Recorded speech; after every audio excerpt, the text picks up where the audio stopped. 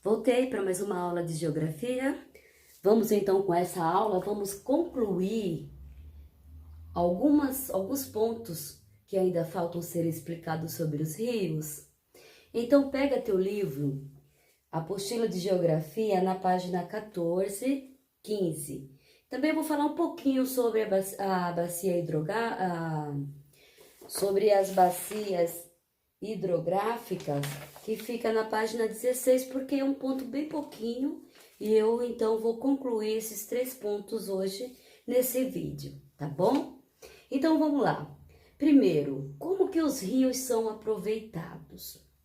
É assim, nossos rios, eles são aproveitados porque eles possuem 2 características. A primeira característica é quando os rios, eles ficam na planície, naqueles rios que não tem muito movimento, não tem muita velocidade. Então, eles são rios mais calmos, tranquilos, e a principal função dele, ele é muito aproveitado para as navegações. Então, aqui no Brasil, temos muitos rios assim, rios que servem para transportar pessoas, que servem para transportar mercadorias e leva tudo, pessoas e mercadorias para muitos lugares. É o exemplo aqui dessa imagem, desse rio aqui, ó, que também está no seu livro na página 14. Olha aí a foto do rio Paraguai e do rio Amazonas, que fica em Belém. Então esses rios, eles servem para transporte, como o espaço onde os meios de transporte, no caso embarcações, né, barcos, podem estar transportando tudo isso. Então a principal característica dele é porque ele se encontra na planície, naquela parte plana, o rio não tem muita velocidade, certo? Então dá para ser aproveitado para navegações. A segunda característica desses rios para aproveitamento são os rios que ficam no planalto, aqueles que possuem irregularidades, que ficam nas partes altas e baixas, tá? Então, para que ele serve? O que acontece? Ele é diferente do outro rio que eu falei agora há pouco, que é mais calmo para navegação. Então, os que ficam no planalto são os rios com velocidade, porque eles apresentam bastante cachoeiras, muita queda d'água e muita velocidade. Então, para que ele serve? Em que ele é mais aproveitado? O principal aproveitamento desses rios é para a construção de usinas hidrelétricas que fazem e produzem a energia elétrica que chega na minha casa e na sua casa, certo? Olha aí essa foto, que também está no seu livro. Aí a última foto do seu livro na página 14 aí. Então nós temos aí a foto da usina de Itaipu. Essa é uma das principais usinas, uma das principais que produzem a energia elétrica. E fica lá no estado do Paraná. Então dá pra gente perceber aí que, como ela tem uma velocidade muito grande nas águas, tem uma queda grande de águas, de cachoeiras, de cascatas, então são aproveitados. Mas não é só esse rio, não. O Rio São Francisco, que é muito grande, dá só uma olhadinha aqui. Aí, vamos voltar para a página 14. Eu gostaria que você grifasse os pontos que eu vou ler, para que você também não esqueça. No início tem assim, rios que percorrem o relevo da planície. Grifa essa parte e grifa o finalzinho desse parágrafo, essa parte assim, ó. Esses rios são favoráveis à navegação. Abaixo das fotos, eu quero que você grife a partir de aqui, ó. No norte do Brasil, há cerca de 23 quilômetros de rios navegáveis. Grife essa parte, rios navegáveis. Depois você continua a leitura. O que possibilita, grifa agora, o transporte de pessoas e mercadorias para diferentes lugares, como o rio Amazonas é o principal rio dessa região do país. No segundo parágrafo, você também pode clicar, continuar destacando. Os rios do Planalto. Eu vou só ler e você só clica depois. Percorrem relevos com desníveis, por isso, ao longo do curso das suas águas, clica agora. Formam-se as cachoeiras e cascatas. Continua clicando. Esses rios podem ser aproveitados para a instalação de usinas hidrelétricas e geração de energia. Por que eu pedi para você clicar, grifar e destacar? Porque são informações que você não pode esquecer, tá bom? Agora, eu estava mostrando a foto do Rio do Paraná, da Cachoeira de Itaipu, mas na página 15 fala também sobre o Rio São Francisco. E eu vou ler e vou pedir para você grifar só o finalzinho desse parágrafo. Olha só, o Rio São Francisco, também conhecido como o Velho Chico, é o apelido desse rio, ele é feito através das características dele, né? Cadê? Velho Chico, com cachoeiras e corredeiras em vários trechos dele. É outro exemplo do Rio Planalto, que também tem subidas e descidas. Ele percorre 5 unidades federativas. Eu quero que você destaque essa parte agora. Ele percorre 5 unidades federativas. Nasce em Minas Gerais, continua aí destacando. Nasce em Minas Gerais, atravessa a Bahia, passa pela divisa entre Bahia e Pernambuco. Olha só, 3 rios já, ó. 3. Sergipe e Alagoas. Então, o Rio São Francisco, ele é tão importante no nosso país porque ele beneficia 5 estados do nosso país. Não só na questão da pesca, das pessoas que moram até em volta dele, os ribeirinhos, pessoas que precisam também para navegar, porque tem pedaços e partes que ele serve também como forma de transporte, de navegação, mas ele também é um rio muito importante. Tudo bem até aí? Então, até agora eu falei para vocês sobre a questão do aproveitamento desses rios. Agora eu vou entrar no outro ponto para que você perceba a diferença entre rios perenes e rios temporários. Qual é a diferença deles? A diferença, gente, é que o rio perene é aquele rio que permanece para sempre, independente da chuva. Se chover ou não chover, ele continua firme. Se tiver seca ou não tiver seca, ele continua firme. Ele continua lá com uma quantidade ou um volume de água suficiente que não se altera. Esses rios perenes são os mais aproveitados para as usinas hidrelétricas, para poder continuar fornecendo e produzindo energia elétrica. Porque se acabasse, ia faltar energia para todo mundo, para todo o país. Então, esse é o rio perene, entendeu? Então, vou deixar aqui um resumo para você, olha só. Leia aí comigo, rio perene é aquele que, independente, né, ele continua firme, cheio, com seu volume de água. Já o rio temporário é o contrário dele, é aquele rio que depende da água da chuva.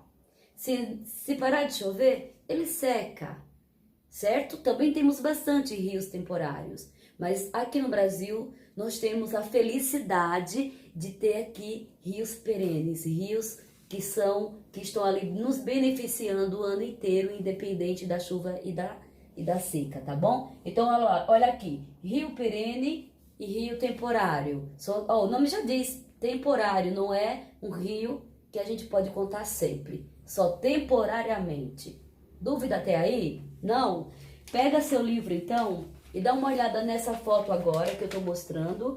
É uma parte do Rio São Francisco, que aparece, esse rio é um pedaço onde fica em Pernambuco. E tem aí um detalhe do ladinho que está no seu livro que eu gostaria que você destacasse, ó. Saiba mais, o Velho Chico é um recurso hídrico. Hídrico quer dizer água. Então ele é um recurso hídrico muito importante para os seus habitantes lá no Nordeste. Falei de 5 estados, né? E principalmente no Nordeste, vai de Minas Gerais até Alagoas.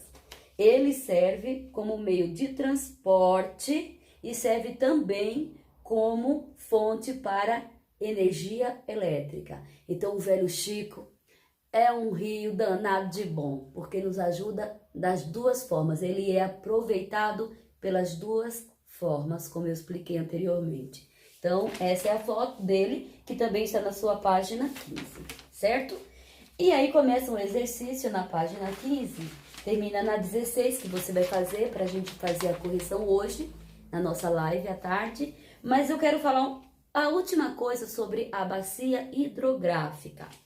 Quando eu escutava sobre bacia hidrográfica, eu ficava imaginando uma bacia que a minha mãe usava para lavar roupa. Mas é algo parecido. Dá uma olhada nessa foto aqui. Essa foto, ela tá no seu livro na página 17. Mas dá só uma olhadinha nela. Você percebe que nela parece que foi bem cavada, que tem buracos, lugares altos e lugares mais retos, planos. Então é um espaço cheio de irregularidades. Essa superfície aí não é reta, não é plana e também não é totalmente alta. Então é uma superfície irregular. Possui partes planas e altas. E você observou que ela tem o formato de uma bacia? Por isso que vem o nome bacia hidrelétrica. Então, na página 16, eu quero que você dê uma destacada no seu livro. Aqui, ó, eu vou ler e na hora de você fazer o destaque, eu te aviso. Você estudou que a superfície da Terra não é igual em toda a sua extensão. Começa a clicar agora. Uma vez que apresenta irregularidades no relevo que interfere no curso da água. Essa é a parte que eu quero que você faça um destaque. Vou repetir. Uma vez que apresenta irregularidades no relevo que interfere no curso das águas. Por isso que a bacia hidrelétrica tem partes que nós falamos que são planaltos e planícies, certo? E por fim, na página 17, só o primeiro parágrafo lá em cima, quero que você destaque também com o seu marca-texto. Os cursos de água juntos formam uma bacia hidrográfica, que é uma área drenada por um rio principal e seus afluentes. Então, é essa foto que está aqui, também está no seu livro, é a foto da bacia hidrográfica que fica aqui em São Paulo. Então, dá uma olhada aí. Olha aí, não dá a ideia de uma bacia e os rios todos dentro dela? É assim que funciona, tudo bem? Então, por enquanto, você tem que fazer o exercício só da página, que começa na página 15, né? E termina na 16. Beijos e até mais tarde.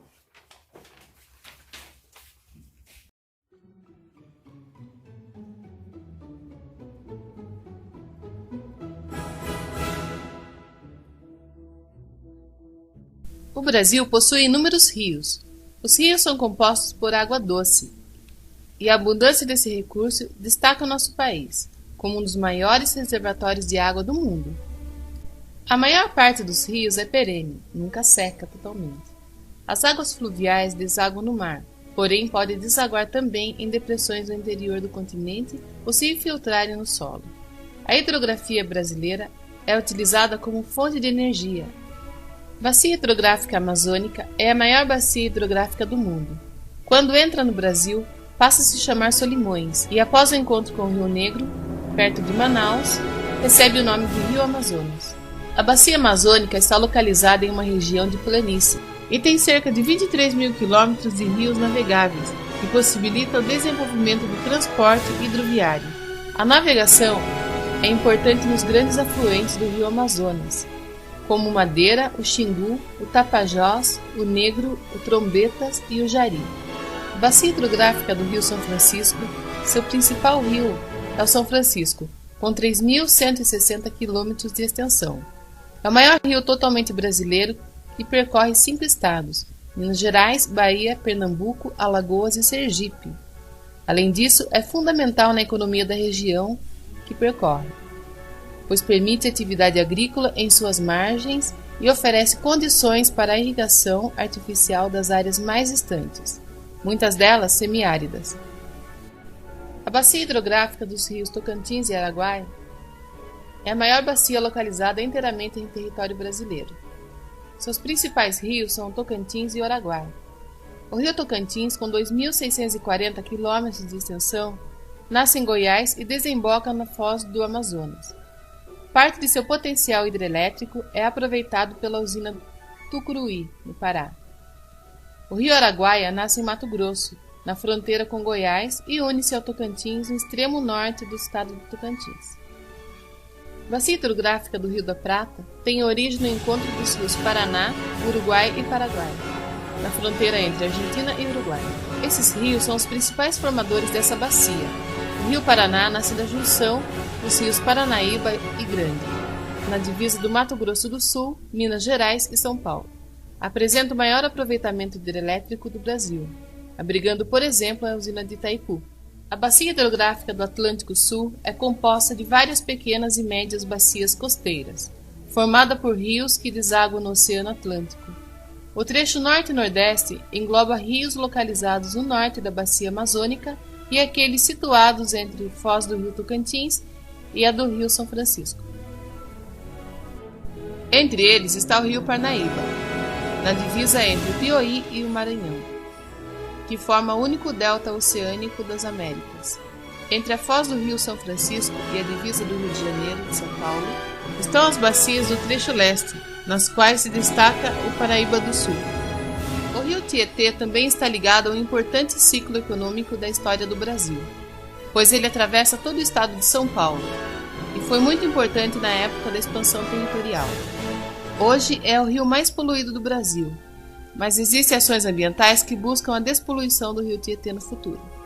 A partir de São Paulo começam as bacias do Sudeste e Sul. O rio mais importante é o Itajaí, no estado de Santa Catarina. Aliás, a própria extensão do rio favoreceu a ocupação dos imigrantes alemães no século XIX.